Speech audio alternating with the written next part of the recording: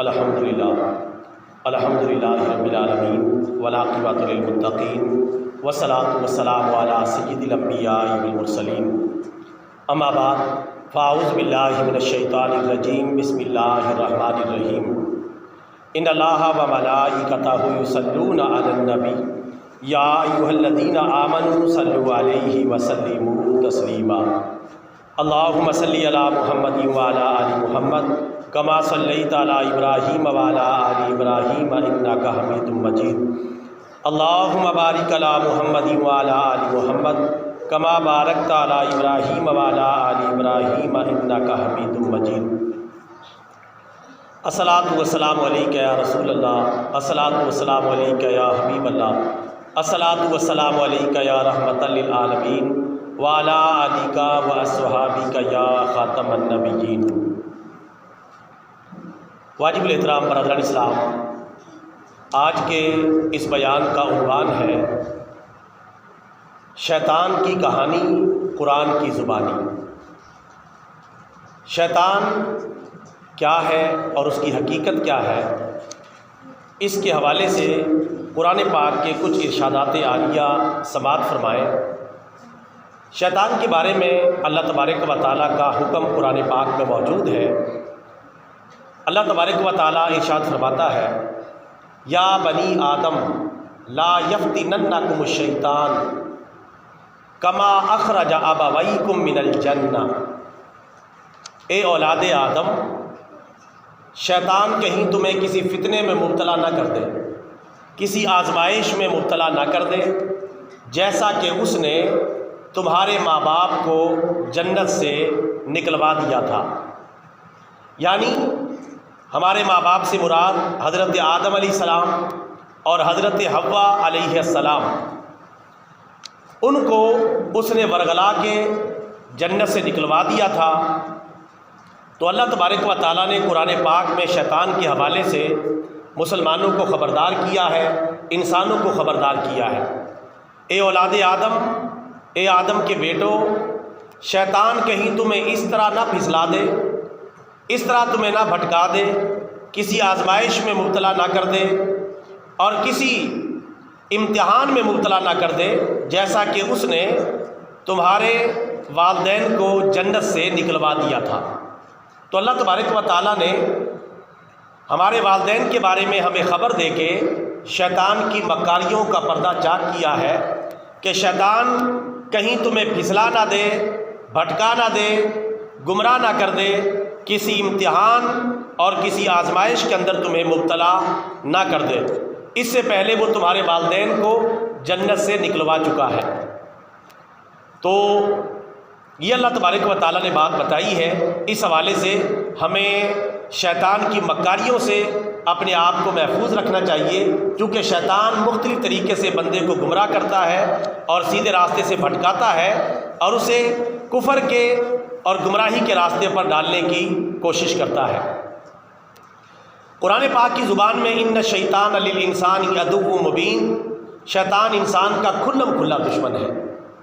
ایک مقام پر اللہ تعالیٰ نے فرمایا، ان الشیطان لکم عدو فاتخذوہ عدوا، شیطان تمہارا دشمن ہے، لہٰذا تم بھی اسے اپنا دشمن سمجھو۔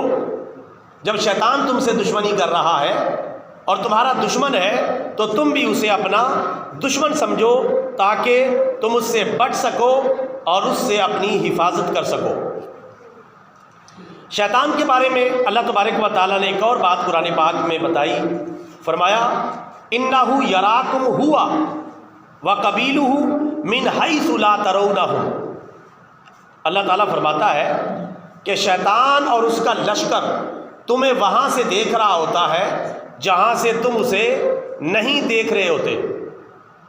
یعنی شیطان کو ہم نظر آتے ہیں لیکن ہم کو شیطان نظر نہیں آتا، اس کا لشکر نظر نہیں آتا۔ شیطان اگرچہ کھلم کھلا دشمن ہے لیکن اس حوالے سے وہ پوشیدہ ہے، نظر نہیں آتا، دکھائی نہیں دیتا، اپنا کام کر کے نکل جاتا ہے، وسوسہ ڈالتا ہے، خیال پیدا کرتا ہے، تصور پیدا کرتا ہے، گمراہی کے راستے پر گامزن کرتا ہے اور پھر نکل جاتا ہے۔ تو اللہ تعالیٰ نے یہ بات بتا دی ہے کہ شیطان اور اس کا قبیلہ اور اس کا لشکر تمہیں وہاں سے دیکھ رہا ہوتا ہے جہاں سے تم اسے نہیں دیکھ پاتے. اور آپ کو پتہ ہے کہ جو دشمن بالکل سامنے ہو اس سے مقابلہ کرنا آسان ہوتا ہے، لیکن جو دشمن پوشیدہ وار کر رہا ہو، خفیہ طور پہ حملہ کر رہا ہو، اس سے مقابلہ کرنا تھوڑا سا مشکل ہو جاتا ہے. اگر بندہ تیار نہ ہو، چوکنا نہ ہو، تو شیطان کا یہی طریقہ واردات ہے کہ وہ نظر نہیں آتا. نظر آئے بغیر وسوسوں کے ذریعے، برے خیالات کے ذریعے اور برے ارادوں کے ذریعے بندے کو گمراہی کے راستے پر ڈال دیتا ہے. تو اس حوالے سے بھی ہمیں چوکنا رہنا چاہیے. کوئی ہمارا ارادہ، کوئی ہماری نیت، کوئی ہمارا پروگرام، کوئی ہماری سرگرمی ہمیں شیطان کے راستے پر نہ چلا دے. ہم کوئی بھی کام کریں، کوئی بھی قدم اٹھائیں تو یہ فیصلہ کر لیں کہ یہ قدم جو میں اٹھا رہا ہوں اور یہ جو فیصلہ میں کر رہا ہوں، کیا یہ قرآن و حدیث کے مطابق ہے؟ کیا اس میں اللہ اور اس کے رسول کی فرما برداری ہے یا اس کی مخالفت ہے؟ اگر اچھا کام ہے تو ضرور پروگرام بنائے، ارادے پورے کرے، لیکن اگر ایسا نہیں ہے تو پھر اس ارادے سے اور پروگرام سے بچ جائے، کیونکہ وہ شیطان کا راستہ ہے. برائی شیطان کی طرف سے ہے اور اچھائی رحمان کی طرف سے ہے.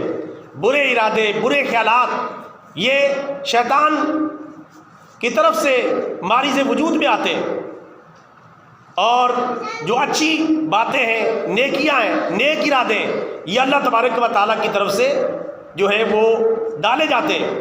تو اچھے ارادے ہونے پر، اچھے خیالات آنے پر اللہ کا شکر ادا کرنا چاہیے. اگر برے خیالات آ رہے اور برے تصورات پیدا ہو رہے تو پھر اللہ تعالیٰ کی شیطان مردود سے پناہ مانگنی چاہیے کہ یا اللہ تو ہماری حفاظت فرما، ہمیں ایسے ایسے خیالات آ رہے ہیں. بعض اوقات بڑے برے خیالات، برے تصورات، عجیب و غریب تصورات آ جاتے ہیں، لیکن جب تک خیالات ہیں، تصورات ہیں، وسوسے ذرے کے برابر بھی گناہ نہیں، تو پرواہ کرنے کی ضرورت نہیں. بعض لوگ وسوسوں کے ہاتھوں ہی یرغمال ہو جاتے ہیں کہ یار مجھے وسوسے ہی بڑے آ رہے ہیں لہٰذا میں نماز نہیں پڑھوں گا. تو اب تو یہ شیطان کا صحیح ایجنٹ بن گیا ہے. وسوسوں کا تو کوئی گناہ نہیں تھا، ارادوں کا کوئی گناہ نہیں. جتنے مرضی برے ارادے ہو، جتنے مرضی برے وسوسے آ جائیں، کوئی گناہ نہیں، ذرے کے برابر بھی گناہ نہیں. بلکہ زیادہ وسوسے آنا، زیادہ خطرناک وسوسے آنا، یہ ایمان کی علامت ہے، یہ آپ کے اسلام کی علامت ہے، یہ آپ کے دین پر پختہ ہونے کی علامت ہے. چونکہ چور وہاں چوری کرتا ہے، ڈاکو وہاں ڈاکہ ڈالتا ہے جہاں کوئی مال اسباب موجود ہو. تو یہ برے خیالات، برے تصورات، ان سے گھبرا کے میدان چھوڑ جانا یہ سچے مسلمان کا کام نہیں ہے. لہذا برے ارادوں کے زیر اثر نہیں آنا چاہیے. اگر برے ارادے آ رہے ہیں تو اعوذ باللہ من الشیطان الرجیم پڑھیں، لا حول ولا قوت الا باللہ پڑھیں، آیت الکرسی پڑھیں، انشاءاللہ وسوسے ختم ہو جائیں گے اور برے ارادوں کا سلسلہ رک جائے گا. ایک اور بات اللہ تعالیٰ نے جو شیطان کے بارے میں ہمیں بتائی، قرآن پاک میں اللہ تعالیٰ فرماتا ہے انہ لیس لہ سلطان علی الذین آمنوا وعلی ربہم یتوکلون. یہ 14واں سپارہ ہے. اللہ تعالیٰ فرماتا ہے کہ شیطان کا قابو ان بندوں پہ نہیں چلتا جو میرے بندے مومن بندے ہیں، جو میرے مومن بندے ہیں اور جو مجھ پر بھروسہ کرتے ہیں، میرے اوپر توکل کرتے ہیں، ان پر شیطان کا قابو نہیں چلتا. شیطان ان پہ کنٹرول حاصل نہیں کر سکتا. شیطان انہیں مکمل طور پہ گمراہی کی طرف نہیں موڑ سکتا. یہ قرآن پاک میں اللہ نے بتا دیا. اللہ کے نبی، ان کی شان تو بہت بلند ہے، شیطان ان تک تو رسائی حاصل کر ہی نہیں سکتا. لیکن جو انبیاء کے سچے پیروکار ہیں اللہ تعالیٰ ان کی بھی حفاظت فرماتا ہے. یہ قرآن پاک کی آیت بالکل واضح ہے کہ شیطان کا داؤ اور طاقت ان لوگوں پر نہیں چلتی جو ایمان والے ہیں اور اپنے رب پہ بھروسہ کرتے، توکل کرتے. تو یہ کتنی بڑی خوشخبری ہے کہ مسلمانوں کو اگر وسوسے آ بھی جائیں، برے خیالات آ بھی جائیں تو شیطان ان کو قابو میں نہیں لا سکتا جو سچے مسلمان ہیں. اور پھر آگے اللہ تعالیٰ نے بتایا کہ شیطان کا قابو کن لوگوں پہ چلتا ہے. فرمایا انما سلطانہ علی الذین یتولونہ والذین ہم بہ مشرکون. شیطان تو ان لوگوں کو قابو کرتا ہے، شیطان کا کنٹرول تو ان لوگوں پہ ہوتا ہے جو شیطان سے دوستی کرتے ہیں. اور جو شرک کرتے ہیں مشرک ہیں، یعنی جو شیطان سے دوستی کریں ان پہ شیطان کنٹرول حاصل کر لیتا ہے، اور جو مشرک ہیں کافر ہیں ان پر شیطان کنٹرول حاصل کر لیتا ہے۔ تو جو اللہ کے سچے مومن بندے ہیں، اللہ پر بھروسہ کرنے والے، ان پر شیطان کا کنٹرول نہیں ہوتا۔ اب شیطان کے دوست کون ہیں؟ جو نماز نہیں پڑھتے شیطان کا دوست ہے، رمضان کے روزے نہیں رکھتا شیطان کا دوست ہے، قرآن و حدیث پر نہیں چلتا شیطان کا دوست ہے، اور جو کافر مشرک ہے وہ تو پکا ہی شیطان کا ایجنٹ ہے، اس میں تو کوئی شک و شبہ ہی نہیں۔ لیکن جو مسلمان قرآن و حدیث پر چلنے کی بجائے شیطانی راستے پر چلتا ہے، قرآن و سنت کی مخالفت میں چلتا ہے، تو وہ بھی شیطان کا دوست بن جاتا ہے، اور شیطان پھر اسے آسانی سے قابو کر لیتا ہے۔ کیونکہ جو اللہ کے مخلص بندے، نیک بندے، ان پر تو شیطان کا کنٹرول نہیں، اور جو ویسے ہی شیطان کے پکے چیلے کافر مشرک، ان پہ تو شیطان کو وسوسے ڈالنے کی ضرورت نہیں پڑتی، وہ تو پہلے ہی گمراہ ہیں۔ اب یہ جو بیچ میں لٹکے ہوئے نہ ادھر نہ ادھر، تھوڑا سا اسلام پہ عمل کر لیا، تھوڑا سا شیطانی باتوں پہ عمل کر لیا، یہ جو ڈاما ڈول ہے ان کو شیطان قابو کرتا ہے۔ یہ جو ڈاما ڈول، آدھا تیتر آدھا بٹیر، آدھے ادھر آدھے ادھر، ادھر نہ ادھر بلکہ ادھر، درمیان میں کھڑے، ان کو شیطان آسانی سے قابو کر لیتا ہے، ان کو پھر گمراہی کی طرف لے جانے کی کوشش کرتا ہے اور انہیں بھٹکانے میں کامیاب ہو جاتا ہے۔ اس لیے اللہ تعالیٰ نے قرآن پاک میں فرمایا، یا ایھا الذین آمنوا ادخلوا فی السلم کافہ، اے ایمان والو اسلام میں پورے پورے داخل ہو جاؤ، ولا تتبعوا خطوات الشیطان، اور شیطان کے قدموں کی پیروی نہ کرو، انہ لکم عدو مبین، کیونکہ وہ تمہارا کھلم کھلا دشمن ہے۔ تو یہاں دیکھیں تینوں باتیں بتا دی اللہ نے، اسلام میں پورے پورے داخل ہو جاؤ، ادھورے ادھورے نہیں، ہم ادھورے ادھورے داخل اسلام میں، اللہ فرما رہا ہے پورے پورے، ہم ادھورے ادھورے، پارٹ ٹائم مسلمان ہیں، تھوڑی دیر کے لیے مسلمان، بعمل مسلمان، اور تھوڑی دیر کے لیے بے عمل مسلمان، کوئی نماز پڑھ لی کوئی نہ پڑھی، کبھی روزے رکھ لیے کبھی نہ رکھے، کبھی قرآن پاک کی تلاوت کر لی کبھی نہ کی، کبھی زکوٰۃ دے دی کبھی نہ دی، ادھورے ادھورے مسلمان ہیں۔ جبکہ اللہ کیا فرما رہا ہے، اے ایمان والو اسلام میں پورے پورے داخل ہو جاؤ، اور اگلی بات بتائی کہ شیطان کے قدموں کی پیروی نہ کرو، کیونکہ جب آپ بندہ ادھورا اسلام میں داخل ہوگا شیطان کے پیچھے چل پڑے گا، اور شیطان کے لیے اسے گمراہ کرنا بالکل آسان ہو جائے گا، کیونکہ وہ کھلم کھلا دشمن ہے۔ تو یہ بات بھی واضح ہو گئی کہ شیطان کن لوگوں پہ کنٹرول کرتا ہے اور کن لوگوں پہ کنٹرول نہیں کر سکتا۔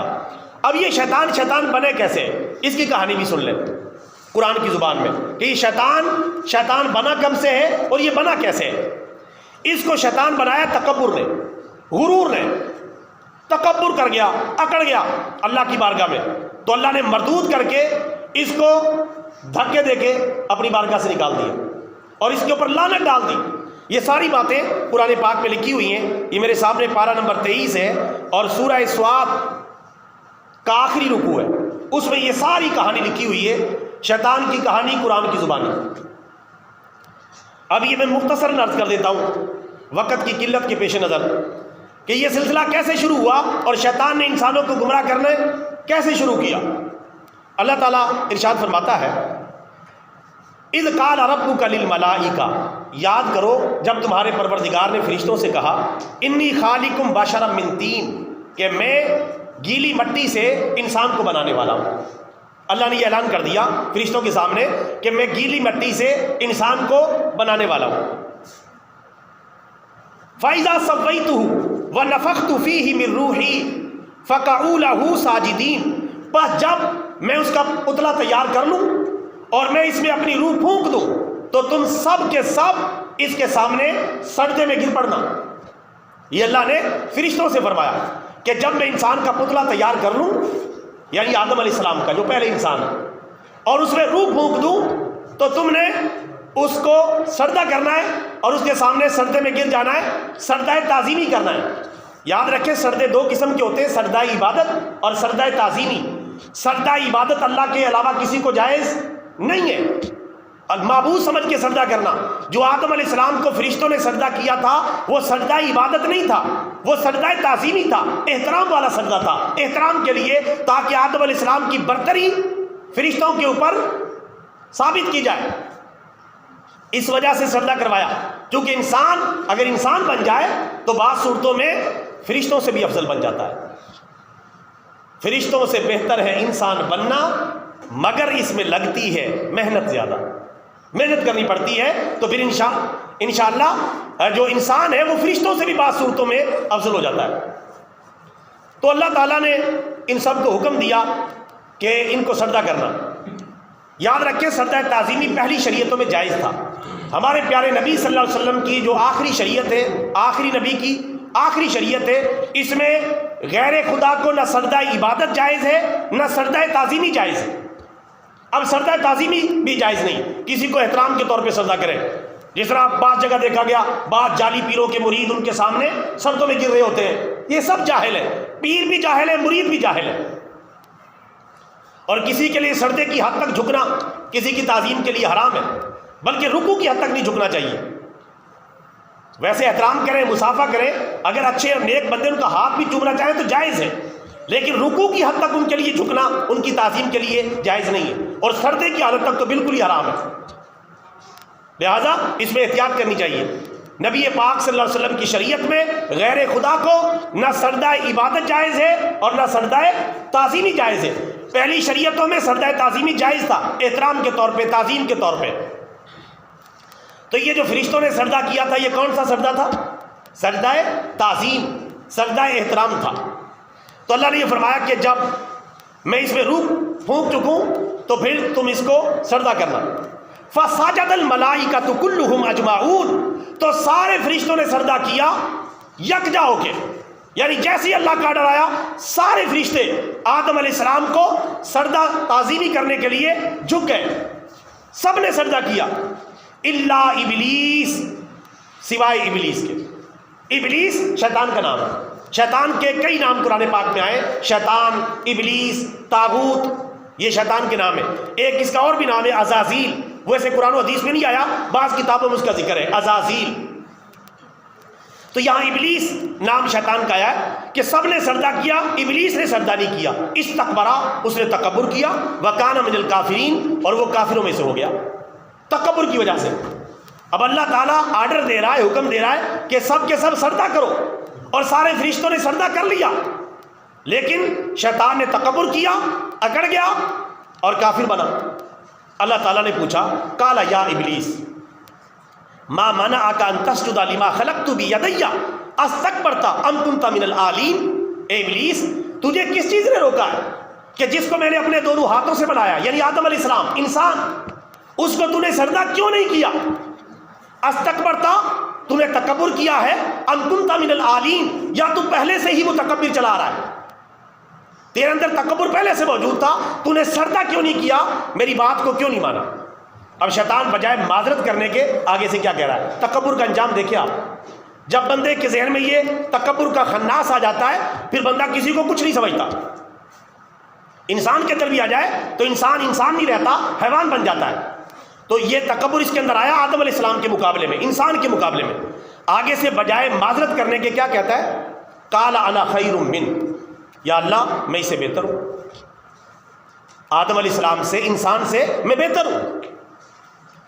خلقتنی من نار وخلقتہ من طین، تو نے مجھے آگ سے بنایا ہے اور اس کو مٹی سے بنایا ہے، اور آگ کی شان زیادہ ہے، مٹی کی شان کم ہے. آگ اوپر کی طرف اٹھتی ہے، بالا دستی، بلندی، علو کو پسند کرتی ہے، اور مٹی پست ہوتی ہے، اس کے اندر عاجزی ہوتی ہے، یہ جہاں پڑی رہتی ہے. شیطان نے دلیلیں دینے شروع کر دی کہ یا اللہ میں اس سے بہتر ہوں کیونکہ تو نے مجھے آگ سے بنایا ہے اور اس کو مٹی سے بنایا ہے، تو اس لیے میں نے اس کو سجدہ نہیں کیا. اب یہ ایسا خبیث ہے، اگر توبہ کر لیتا، معذرت کر لیتا، معافی مانگ لیتا، اللہ اس کو بھی معاف کر دیتا. لیکن اس نے آگے سے دلیل دینا شروع کر دی، اور وہ بھی اللہ کی بارگاہ میں، بجائے شرمندہ ہونے کے. اللہ نے فرمایا اچھا یہ بات ہے، تو اپنی مرضی کر رہا ہے. قال فاخرج منها فانک رجیم، تو میری بارگاہ سے نکل جا، بے شک تم مردود ہو چکا ہے. اللہ نے اس کو اس وقت اپنی بارگاہ سے نکالا جب اس نے نافرمانی کی اور تکبر کیا. وَإِنَّ عَلَيْكَ لَعْنَتِي إِلَىٰ يَوْمِ الدِّينِ، اور قیامت کے دن تک تیرے اوپر میری لعنت برستی رہے گی. اس کو مردود کر کے نکالا اور اس پر لعنت فرمائی. مزید اس کی شیطانی دیکھیں، اب بھی اس نے معافی نہیں مانگی. آگے سے کیا کہتا ہے؟ قال ربی فانظرنی الی یوم یبعثون، اے میرے پروردگار مجھے قیامت کے دن تک مہلت دے دے. یعنی معذرت نہیں کی کہ مجھے معذرت کرتا ہوں، معافی مانگتا ہوں، توبہ کرتا ہوں، مجھے معاف کر دے، مجھ سے غلطی ہو گئی، تیری حکم کی نافرمانی ہو گئی. کہتا مجھے قیامت کے دن تک مہلت دے دے، یعنی میں قیامت تک زندہ رہوں، مجھے موت نہ آئے. اللہ نے فرمایا اگر تو توبہ کرتا تو تجھے توبہ تمہاری قبول کر لیتے، لیکن تو توبہ نہیں کرنا چاہ رہا. قال فإنک من المنظرین، جا تجھے مہلت دے دی گئی. تو نے قیامت تک مہلت مانگی ہے، تجھے مہلت دے دی گئی. الی یوم الوقت المعلوم، قیامت کے دن تک تجھے مہلت ہے، تو زندہ رہے گا، تو نے جو کرنا ہے وہ کر. آگے سے پھر مزید کیا کہتا ہے؟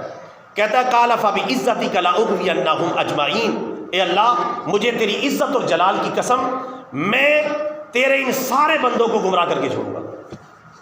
جتنے بھی تیرے بندے سب کو گمراہ کر کے چھوڑوں گا، سب کو جہنم کے راستے پر چلاؤں گا، سب کو گمراہ کر کے چھوڑوں گا. قسم اٹھا کے کہا کہ تیری عزت کی قسم میں ضرور ان سب کو گمراہ کر کے چھوڑوں گا.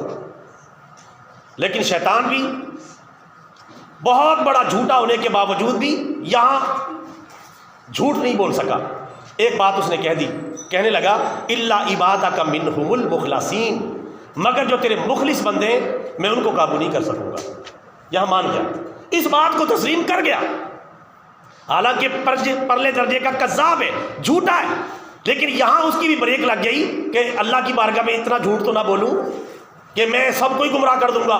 اس کو پتا تھا اللہ کے نبیوں کو ہی گمراہ نہیں کر سکتا، جو اللہ کے نبی کے سچے پیروکار ہیں ان کو گمراہ نہیں کر سکتا. جیسا کہ میں پہلے قرآن پاک کی آیت کا حوالہ دے چکا ہوں کہ شیطان کا قابو جو سچے مسلمان ہیں، جو اللہ پر بھروسہ کرتے ان پر نہیں ہے، ان پہ اس کا کنٹرول نہیں ہے. اور یہاں خود مان رہا ہے الا عبادک منہم المخلصین، جو تیرے مخلص بندے ہیں ان کو میں گمراہ نہیں کر سکوں گا.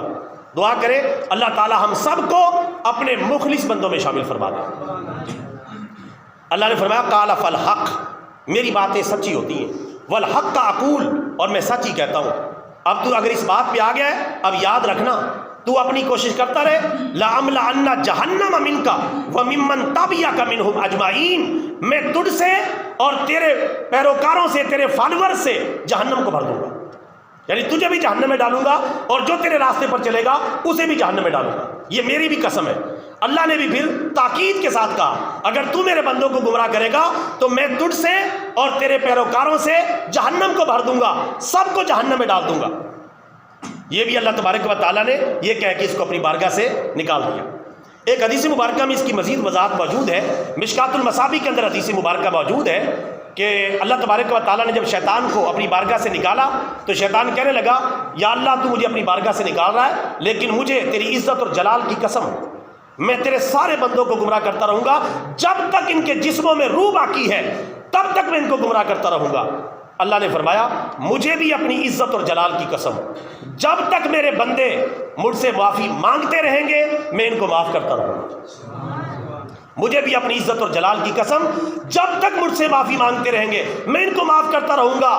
اور ان کے گناہ کتنے ہیں مجھے اس کی بات کی کوئی پرواہ نہیں، یہ کتنے گناہ کر چکے ہیں، جب تک یہ مجھ سے معافی مانگتے رہیں گے میں ان کو معاف کرتا رہوں گا. شیطان نے یہ بات کی تو ساتھ اللہ نے یہ جواب دیا. آج برادران اسلام ہمارے پاس میدان موجود ہے، اس وقت شیطان اور انسان کا مقابلہ ہے، اور بطور خاص مسلمان اور شیطان کا مقابلہ ہے. اور یہ مقابلہ جو جیت گیا وہی میدان قیامت میں جیتے گا، اور جو یہ ہار گیا وہ میدان قیامت میں ہار جائے گا. کیونکہ میدان قیامت کا دن ذالک یوم التغابن، ہار اور جیت کا دن ہے. جو اس دن جیت گیا وہ واقعی جیت گیا، جو اس دن ہار گیا وہ واقعی ہار گیا. جیتنے سے مراد بخشا گیا، ہارنے سے مراد جہنم میں چلا گیا، یہ وہ ہار گیا. لہٰذا یہ دعا بھی کریں، کوشش بھی کریں اور محنت بھی کریں کہ انشاءاللہ ہم نے اللہ اور اس کے رسول کی فرما برداری کر کے یہ مقابلہ جیتنا ہے. اونچی آواز سے کہہ دیں انشاءاللہ. ہم کوشش کریں گے، اللہ تعالی ہمیں کامیاب کر دے گا. تو یہ مقابلہ اور یہ سلسلہ چلتا رہے گا، اور شیطان سے ہمارا مقابلہ ہے.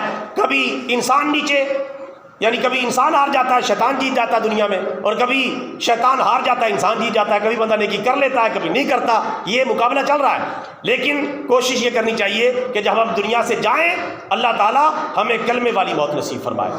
ہم یہ کلمہ پڑھتے ہوئے لا الہ الا اللہ محمد الرسول اللہ پڑھتے ہوئے دنیا سے جائیں، یعنی اللہ کے سوا عبادت کے لائق کوئی نہیں، اور محمد صلی اللہ علیہ وسلم اللہ تعالیٰ کے پیارے رسول ہیں۔